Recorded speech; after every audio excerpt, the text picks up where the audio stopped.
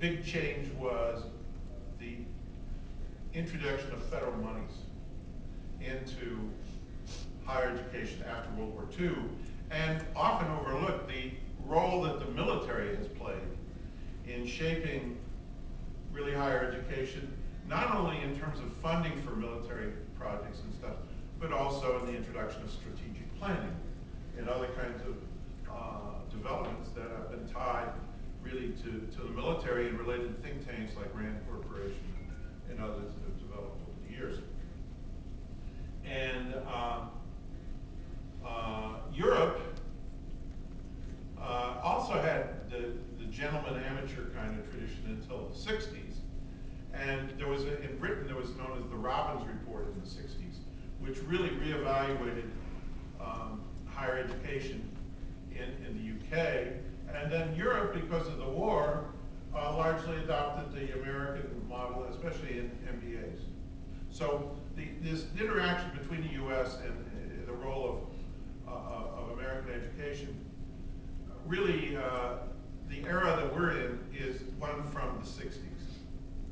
We are products. I graduated from high school and my first undergraduate university degree in 1965 and 69.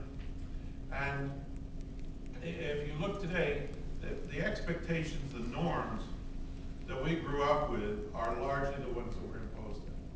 But we are now at a point where that model is changing and breaking down irrevocably. Just as an example, I am a visiting professor this semester at the University of Iowa, and the student paper reported that 47% of all faculty were not tenured or tenure track.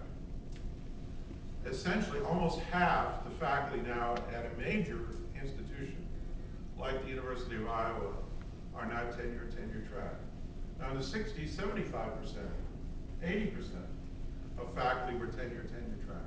Those of us that are on either tenured or tenure track are really beneficiaries of that system, which provided job promotions, return, for the ability to be free to research and to say things, and to be treated as with dignity as human beings.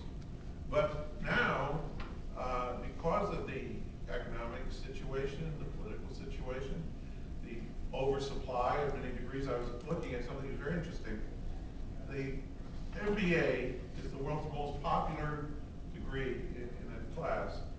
They graduate over 20,000 graduates a year now in Europe, and 4 times this number in the United States. So worldwide, you're talking over 100,000 graduates just in the US and Europe. And now with the expansion in Asia and Latin America and elsewhere, we're facing a very interesting challenge because we're pumping out all these people.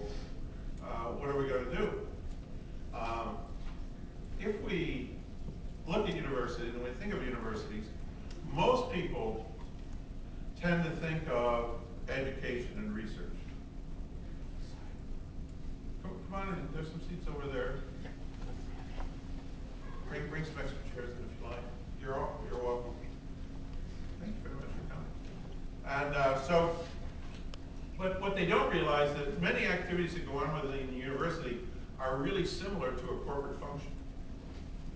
I was looking at a statistic of the 100 largest leading organizations, governments, corporations, nonprofit, whatever you want to look at, in terms of wealth and budget.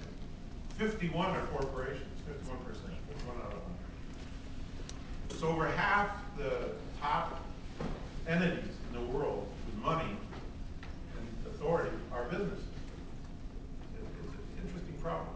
And many universities are, because they're quite similar to corporate function, for example, let's take Harvard as an example, but this would apply even to smaller liberal arts schools.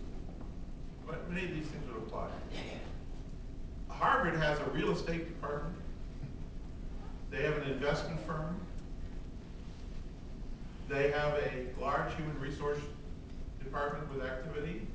They have a publishing company. They have buildings and grounds and construction management resources. When you look at it, they have a legal department. They have an insurance company. And many other corporate style functions. And when you take a look at our own institutions, even smaller liberal arts universities, but certainly with flagship type state institutions, they're cities. They're really kind of quasi-feudal entity that we've inherited from the Middle Ages, and when people wore these strange capes and caps and all this kind of stuff. And the fact is that they really have an unusual structure, but we're becoming more corporatized. And business really, if you look at it in terms of management aspects, they tend to be well ahead of universities in understanding how to operate activities like this and in the most efficient way. And these support activities for universities are critical for universities to be successful.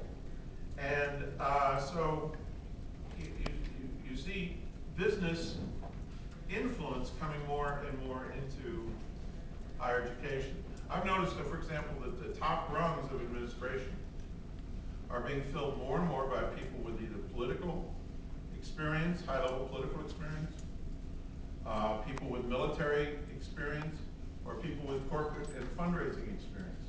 Legal too. Yeah, that too. And one reason is